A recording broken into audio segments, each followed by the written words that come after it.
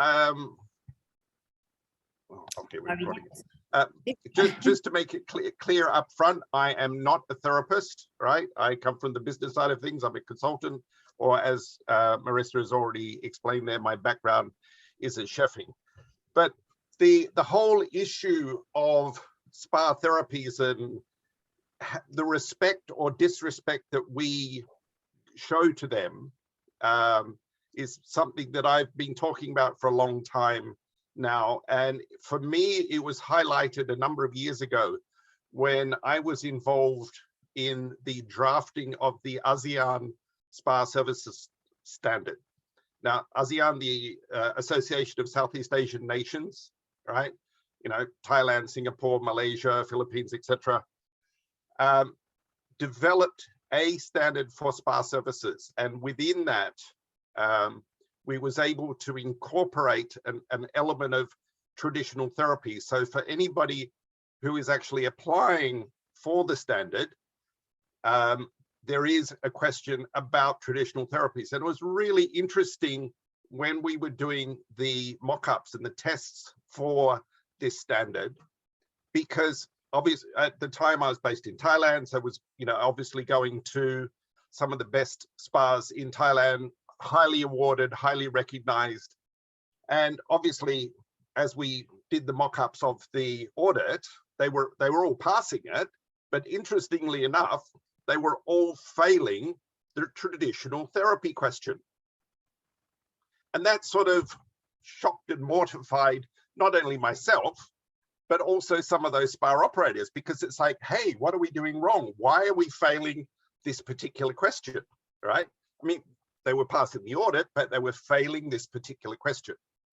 And it all came down to the word traditional, right?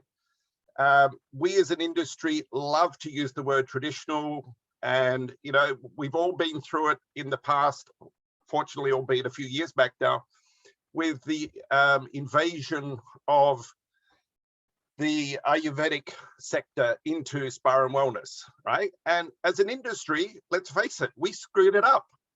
We completely screwed it up, right? And it's now that we realize that Ayurveda and spa are two very different entities, the same as traditional Chinese medicine. Now, as I'm talking here, obviously I'm going to have a very strong Asian slant to some of what I'm saying, but I hope that it all resonates to you across the rest of the world. But we, as you know, we're in the health sector, and we've taken traditional spa therapies. We rely heavily on traditional spa therapies or traditional healing practices for being the basis of what we do, right?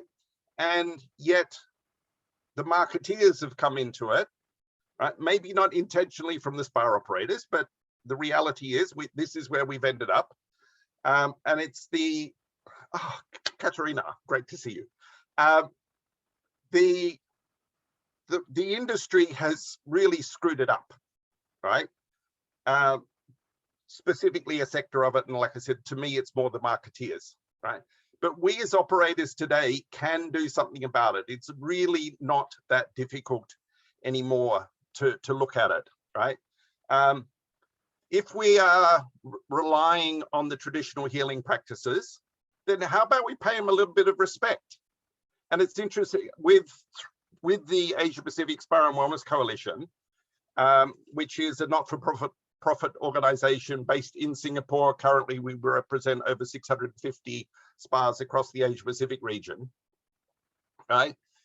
We are working to highlight traditional therapies, right? And we're still in the early stages of what we want to do, but I was actually talking to one of the people that we're looking to work with here in Australia on this subject. And it very much in terms of like-mindedness, where there is the traditional therapies out there, but we don't know what they are, right? We really don't know what they are. When you go to spas, whether you go to a spa in Thailand, a spa in America, right?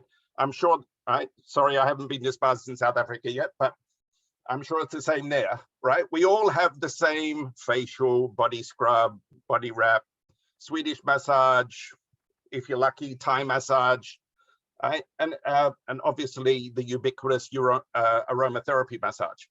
But there is so much more out there, and it is a case of looking a little bit further, all right, and doing it respectfully, right? Obviously, as we are coming into certain, when you start to look into the culture and traditions of certain countries, you know, it can be offensive, right? As a little bit off subject, but very much on subject, I'm sure you read in the American media here recently where some of the indigenous languages of the traditional Indian tribes, which their languages has never been documented before, and it's now being documented.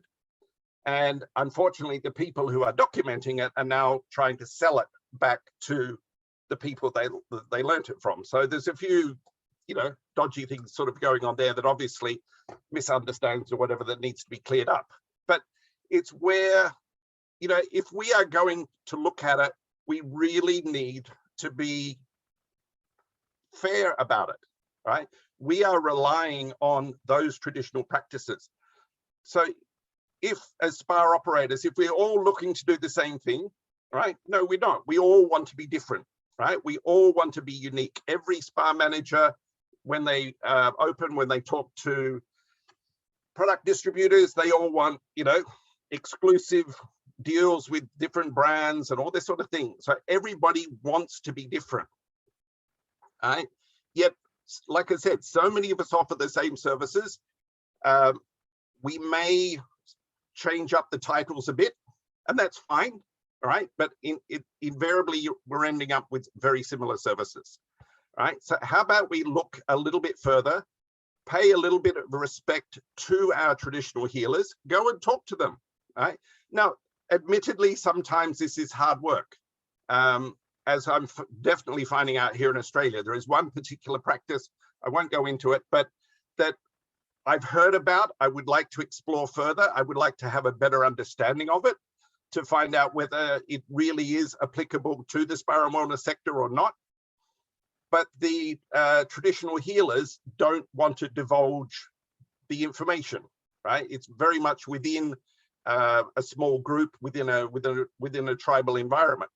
Now, the problem with that is, okay, kudos to them for trying to protect it, but invariably that is going to die out at some stage, right? Because we're not going to have the understanding, right?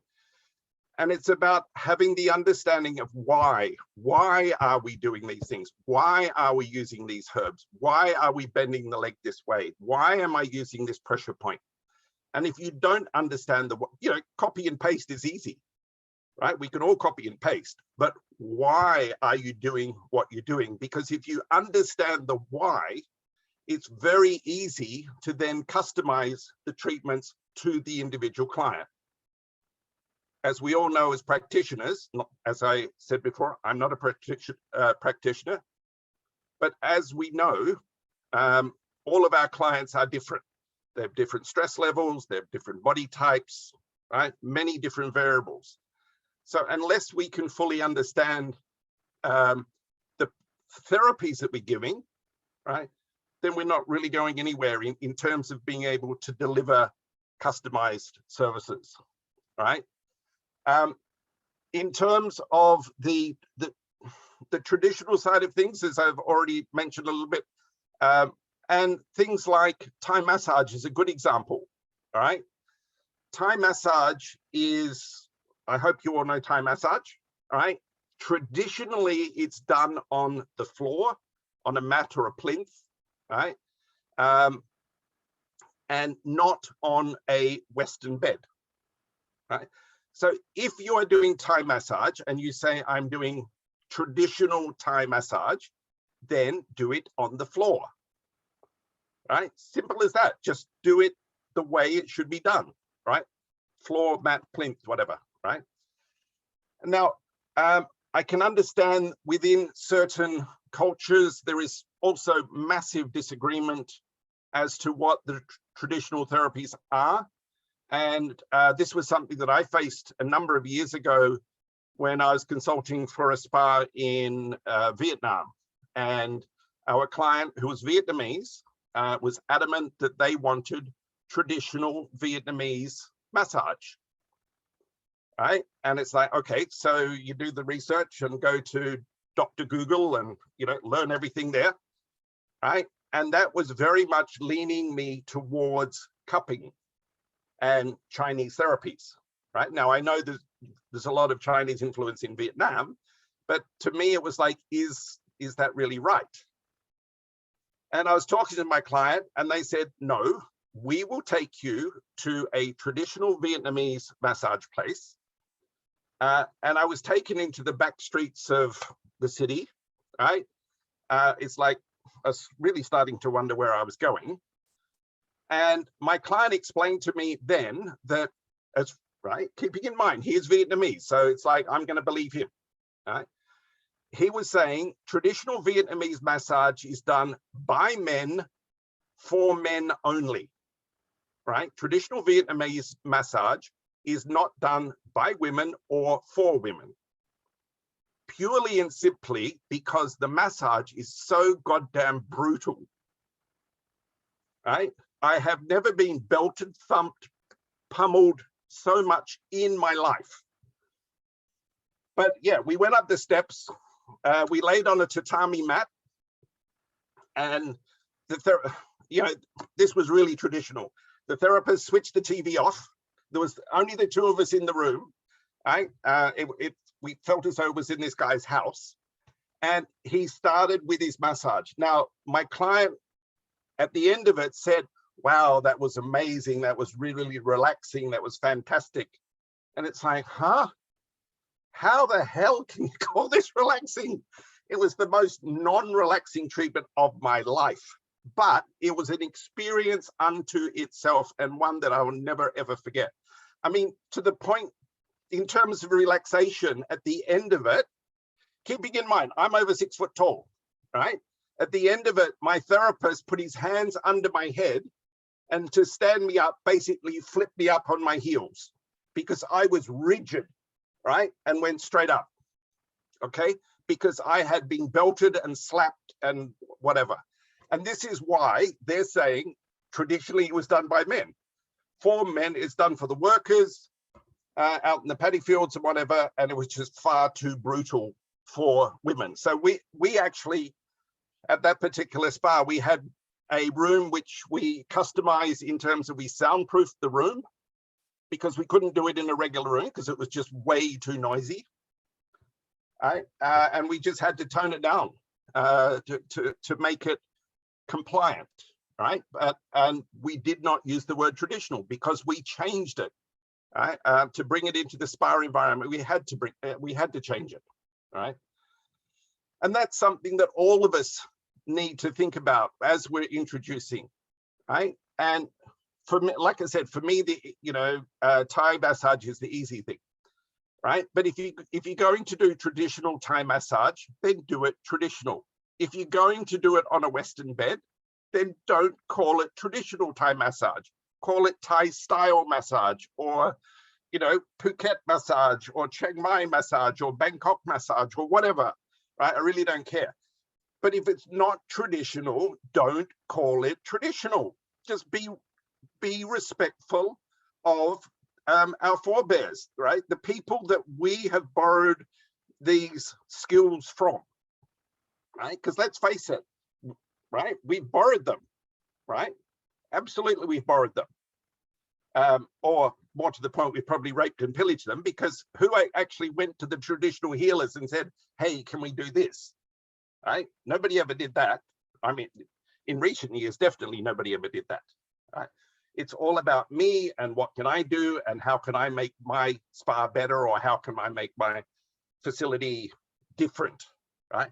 So it's a case of looking at what is out there and what's available. Also, when it comes to traditional therapies, especially here in the Asia Pacific region, a lot of the traditional healing practices are related to bridal, pre-wedding events and or post-childbirth. So, right, maybe not necessarily applicable to be put straight into the spa and wellness environment. We need to look at it and it's like, which of these is workable, which isn't, right? You know, there is traditional Cambodian massage, Khmer massage, which it's in terms of what it's like similar to Thai massage, but there is a distinct difference with it. The same as, like, you know, there's a lot of exponents, as I'm sure, talk about shiatsu in Japan and Thai massage and the similarities of those two massages, right? But there are distinct differences, right? And if we've studied it properly and we look at it and we talk to the traditional healers and we do our research and we really understand what's going on, right? We can come up with something that benefits our business, at the same time, something that is respectful to our forebears, right? From those whose skill and knowledge we rely so heavily on, okay? So we need to look at all of those things to keep it moving forward. Now, you know, traditional therapies, another traditional therapy, the Bhutanese hot stone bath. Right? Now, I don't know if any of you have been to Bhutan and or experienced a traditional Bhutanese hot stone bath, but it has been adapted into the spa sector. But a traditional hot stone bath is done outside with you in the bath fully clothed, right? So obviously that doesn't really work in the spa environment. So, but it's where they've taken a traditional healing practice, you know, something that's practical. It was very much part of their daily life, and they've been able to adapt it practically and still being respectful of the traditional forebears, because they've moved it indoors, and then they keep a huge percentage of what the practice is being offered, right? The other thing is, when you're looking at some of these traditional therapies, herbal compress is obviously one of the easy ones, but some of the baths that are done as well, there are specific herbs, flowers, etc., which are used for very specific reasons, right? It's not a case of, I'm going to go to the flower market or the flower shop and buy whatever pretty flowers I have and just chuck them in the bath and it'll be wonderful. Right? Well, yes, it might be wonderful, but does it have the anticipated benefits? Does it have the results for your client that you are promising them? Right? And all of this stuff you need to look at. So it's more about understanding the why. And of all of this today, in terms of talking about adulterated, customized, or traditional therapies, it's understanding the why and the wherefore of what those therapies actually are. And it's, like I said before, it's not just a case of copy paste, right? We're really good at copy pasting, and I'm all for copy pasting in certain aspects, right? But as I said before, we all want to be different. We all want to offer something unique, right? And that requires a little bit of work. So let's look at it. Let's, you know, see what is offering, what is it we want to do. For those who are creative, go for it, right? If you want to do the snake massage or the elephant massage or the golf ball massage, go for it, right? Questionable benefits out of these, right? Not great marketing, right? Probably great marketing. I mean, speaking of marketing, I will never forget, this goes back a number of years ago in Bangkok. There was one of the biggest spa operators at the time who was forever in the media, right? They were like daily or almost daily, they were in the media with big exposure for their, because they just introduced chocolate bath and chocolate scrubs and, you know, a range of chocolate therapies, right? Brilliant marketing. And I was speaking to the spa director and I said, you know, you guys are doing really well. You're in the media all the time. And, you know, how many of these treatments are you doing? And she said, none. We do them for the media. The media love them, but our customers not interested, right? So, you know, those things you've got to look at too, and weigh up the balance, right? What do I want out of this? Is it purely marketing and my customers actually don't want it, but by being in the media, I'm still getting more business, even though they're coming for different services to what I'm promoting? You've got to look at all of that stuff and what works for you and what doesn't work for you as well, right? But yeah, there is the variety of treatments out there. I mean, there is certain practices which are completely impractical, right, in the modern spa environment. And example is the fire massage of northern Thailand, where the therapist actually dips their foot in burning oil and massages the therapist, right? Again, it's a traditional healing practices done in the provinces, not practical to bring into the spa environment for anything other than sensational marketing, right? Because trust me, you know, I've been to exhibitions where this has been done and the crowds gather because it is something really, really different. So as a marketing tool, it's wow, it's different, it's out there, right? And yes, it is traditional, but it's not practical to take that and put it into the spa and wellness environment, right? And all of this is what we've got to look at. Is and I know I'm repeating myself, and you know, I apologize for that, but it's something that I've been saying for a long time, and either I'm not saying it the right way, or people are not listening the right way. I'm not quite sure. But you know, we spa and wellness, we are on the borders of the healthcare sector, right? So people should be looking at us with a high level of respect. We are not the entertainment industry that we were many years ago, all right? You know, where a lot of us, you know, a lot of the spas potentially came from, right? And we've very much moved on from the beauty salons, okay? We are on the periphery of the healthcare sector. And so the services we're offering, especially today in a let's say post-COVID world, where you know relaxation is important, but there's so much more to be offered in terms of the services that we're offering, right? And to do that, we've got to do it properly. So we've got to look at the service we're offering. You know, which services are good for sleep? You know, yes, maybe we're stuck with it. I mean, here in Asia, especially, we're stuck with the element of relaxation because that's where all our rules and regulations bind us at the moment, right? Over time, hopefully we can move the boundaries a little bit and move on from that and move forward, right? But we've got some awesome therapy, you know, things like the Helot massage from the Philippines, where you get wrapped in banana leaves. There's the sand therapies from Japan. There's some awesome therapies out there which are traditional and with a bit of forethought can be done. And it doesn't matter whether you're in Asia or in Africa or Europe, right? You know, wherever else in the world you are. It's a case of look at the traditional therapies and what is practical for you. And if you can't bring it into the spa and wellness environment respectfully, then I respectfully request that you don't even attempt it, right?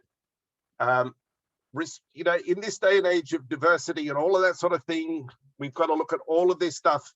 And yes, political correctness plays into the game as well, right? But let's not take it to extreme. Let's just go back, all right, and look at the traditional therapies, and maybe it's a case of doing a little bit of a research and finding some traditional therapists, traditional healing practitioners who are near you, right, who can give you a little bit of insight as to the why of certain therapies, you know, why certain ingredients are being used.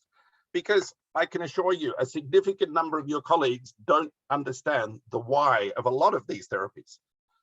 Right? Yes, there's been spa evidence and things like that, the website that definitely help.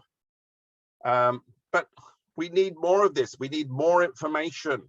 And with Dr. Google at our fingertips, right, where whatever percentage is fact and whatever percentage is fiction, right, it can be challenging. So go and talk to your traditional healers that you might be able to find in your region, and or reach out to your associations, your industry networks, and say, hey, can you please advise me on this? Because I'm sure they'd love to. I'm sure Marissa at Spa Professional Guild would love to provide you with some information if you're asked her questions, right?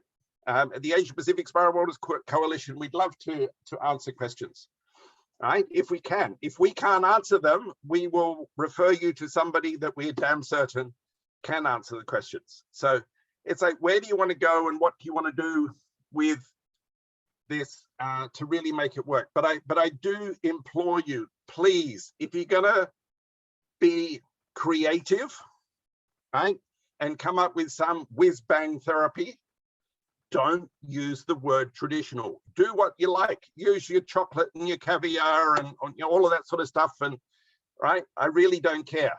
Right, if it's being done as a marketing ploy, go for it. If there is some realistic health benefits to it, fantastic. All right, but understand what it is you're putting in and what the potential health benefits for. But like I said, don't use the word traditional unless you're doing it in the traditional manner. All right, do it in that style, right? Create your own name, whatever. Just don't use the word traditional, right? If you want to, you want to go that route, right? Customization. If you come from traditional, I mean, if I look at it from the chefing fraternity, right? My background is as a chef many years ago, but I was classically trained. So that gives me the basis of classically French trained, even though I was trained here in Australia. That you have the basics, then you can then adapt to move forward with what you really want to do. And that's where your customization can definitely come into it. But again, right, if it's not being done traditionally, don't call it traditional. Okay, be respectful of the people that we borrow the practices from, and then we can move forward accordingly. Right? I mean, there's a whole list of traditional therapies, things like Chub Shore, Sai, Balinese Bore, Javanese massage, Heelot I've talked about already, Dagdagay, Nuit Chalesak, Nuit Ratchasamnak, right? And you're going, oh, boom, right? There's a whole army of traditional therapies out there. And specifically, if you're looking for somewhere to start in terms of those from the Asia Pacific region, I suggest you look up on the website, look for the ASEAN Spa Services Standard. It's a massive long document of 130 odd pages. Don't worry about it. It's not all to do with traditional therapies. The traditional therapies are on pages 9 through 16. It just lists out a number of traditional therapies that you can look at. And even things like the all new Uratan Malaysia, which Malaysia is heavily promoting at the moment as their therapy, which is based on traditional practices, and it's very much a cultural combination. A little bit like Heelot, which has been a combination. It's not an individual practice in its own right. It was something that was where they combined therapies to come up with the end product, right? And one of the best examples I give in terms of, I mean, if anybody got any questions, please ask, by the way, right? Happy to answer them. Things like royal Thai massage, and even if I talk to therapists like Thai therapists, right? There is so many of them I can talk to and say, can you do royal Thai massage or Thai royal massage? And a significant portion of them will say yes. And then if I ask to, all right, please explain how you do it, right? Do I lay on my stomach? Do I lay on my back? How do I start? What do I do? And a lot of them, it's very easy to get caught out on, right?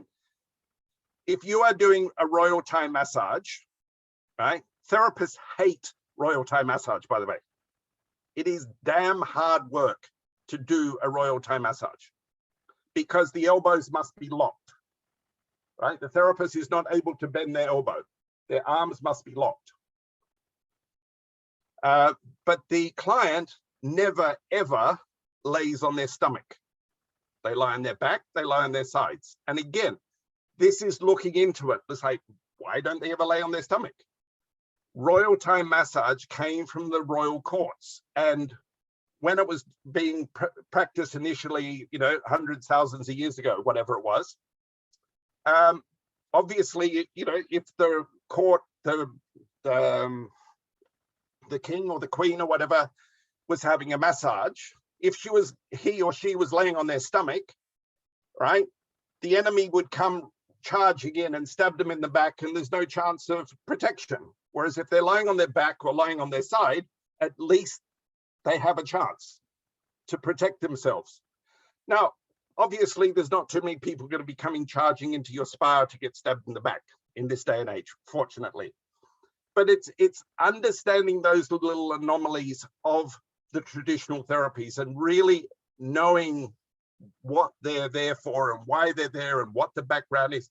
It can be a great little talking point with your clients, right?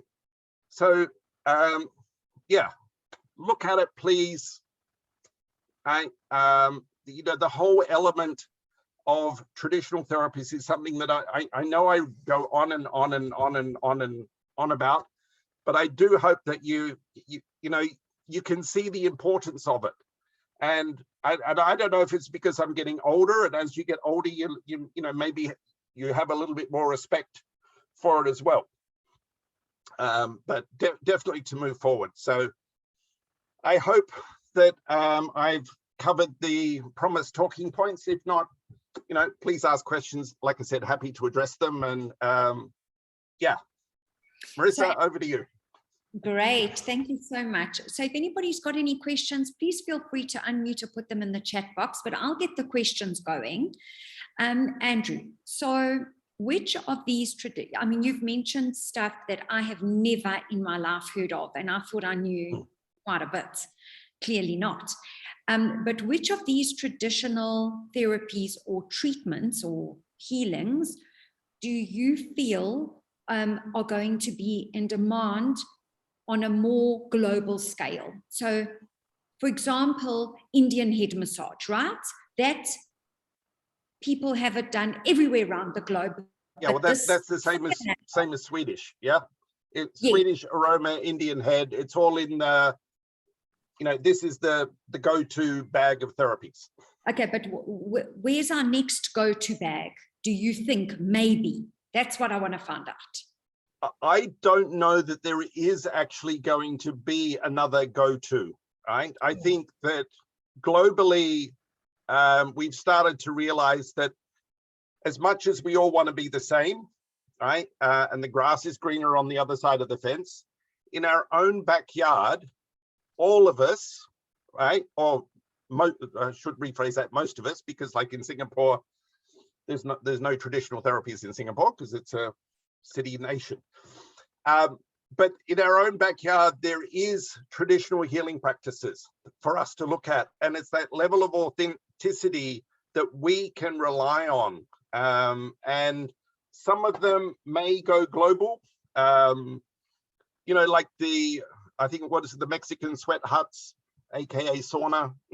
I think probably the Swedish sauna is too far embedded for the Mexican sweat lodges to come into play too far.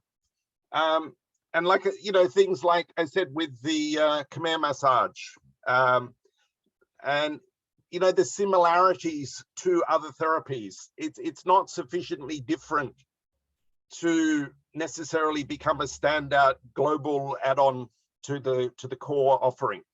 I think the core offering is already set. I think it's where we as operators can take those traditional therapies and really offer a unique menu to our clients, right? And not, you know, if you're in South Africa, if you're able to access, you know, traditional South African or even from the broader African continent, therapies that you can offer, which, you know, if I'm sitting in Australia, you know, do I really want to have an African-based therapy? I'm not even really sure that's what I want, right? I know many years ago, there was a big push out of Australia to introduce an Australian style hot stone therapy, you know, into the broader Asia industry, and that just fell flat on its face, right? It was just going nowhere, because at the end of the day, it was basically a hot stone therapy with nice, pretty colored rocks, right? There wasn't the story to go with the therapy, right? Yes, I have looked at I've done a little bit of research on African therapies, not recently, in fairness.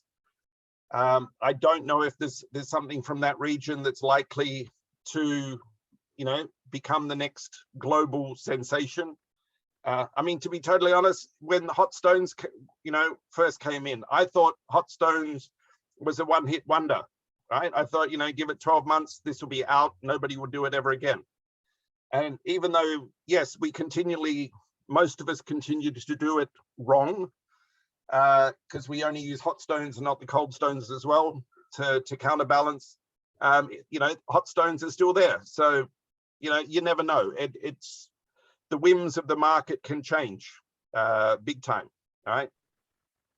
Okay, so that's quite interesting. I'd like everybody to go into the chat box and perhaps share what traditional therapies you are currently offering, even if it's a variation of, just so that Andrew can get an idea.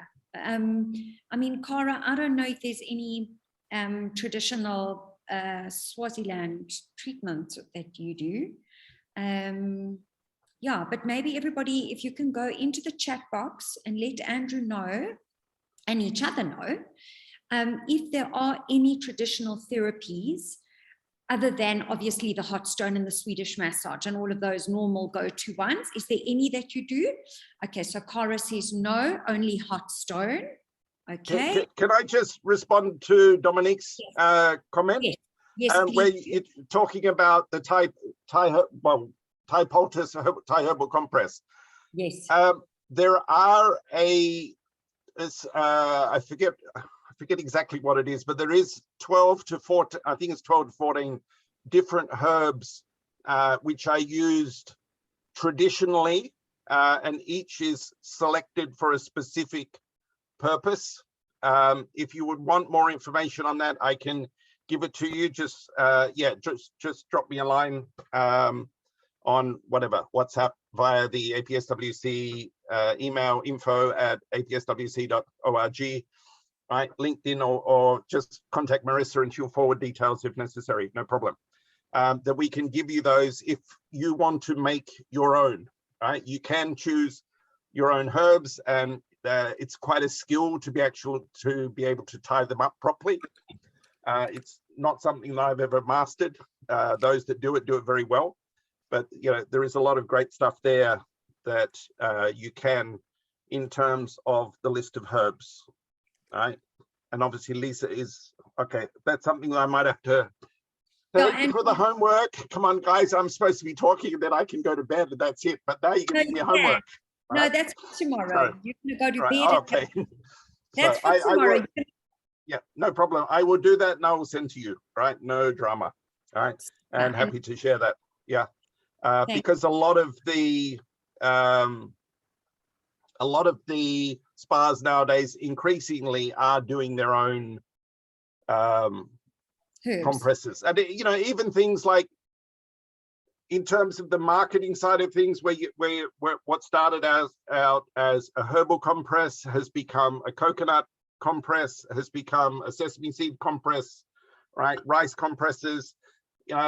You know, obviously, once you go into coconut and sesame and whatever, you're not having the potential therapeutic benefits of the herbs, because obviously the herbs are not there, but they're being used for different reasons. You know, coconut oil, just because it's from the coconut compresses, because you're getting the coconut oil out, and so for moisturizing the skin. So it's being used for a different purpose. It's not so much the sanitization or the anti-sweat purposes of the regular compress, right? So there's different reasons for using different ones. So, yeah. That sounds great. Okay, does anybody else have any other questions for Andrew? So Lisa says lots of places are doing their compresses based on the local culture and not as much as based on the healing concept. Yeah. Okay, I would say if they're doing it based on the local culture, you know, rather than on the healing concept, invariably they probably are doing it from the healing concept. It may be just that you don't understand or don't know what the local culture is, and you not knowing the why of certain herbs are being used. All right. Having said that, yes, it may be just that that's readily available and it smells nice. But yeah. In terms of Thai therapies, I mean, the list I will give you is from the Thai side of things. The herbs used by the Vietnamese is very similar. Philippines uses slightly different herbs. So, you know, each one does use the local spices and herbs that are available. And, you know, that's just the way it is, right? Okay. Dominique says, sorry, she has to run. I'd love to make contact. So thank you so much for this. Okay, pleasure. Dominique, I'll post it to our group later. Thank you so much. Does anybody else have any other questions for Andrew? Otherwise, if not, can we please have your goodbye word, your checkout word, so that he can see how you're feeling now? I'm certainly feeling much more. My word is informed, definitely. More informed. I've learned so many. I even wrote them down. Well, I tried to write down some of those funny names that you said, Andrew. My spelling. No, look up the ASEAN Spa Services Standard. It's a PDF file. It's easy enough to find. It's readily available on the internet. Like I said, it's 135 pages long. But Lovely. If you go to page 9 through 16, it actually lists out traditional therapies for the Asia Pacific region. Divine. Okay, so Shani saying she's enlightened. Leandra is educated. Lisa says, Leandra. thank you. Brilliant. Can we get... Can I come and work for you, Leandra? That's very funny. Oh, somebody's coming into the waiting room now, but we're done. Thank you, Andrew. What an informative presentation. I've been in this industry a long time, but learned so much today. Yeah, Charlotte, I feel exactly the same way you do. Thank you very much. Janelle says inspired. She's inspired. So that's also lovely. Thank you so much. Andrew, we're going to let you go and have a very good night's rest. Thank you. And sleep peacefully for your homework that you have to prepare tomorrow. I'll wait for it on my WhatsApp, that list of herbs. And yep. I look forward to hopefully seeing you soon. I don't know when and where, but maybe we can catch up in Singapore. I don't know. We'll see. We'll see how we go. Okay, fingers crossed. Okay, all the best. Thank you very much, everybody, for participating. All right, all the best. Thank you, Andrew. Bye. Good night. Lots of love. Thank Ciao. you. Bye. Ciao. Bye. Bye.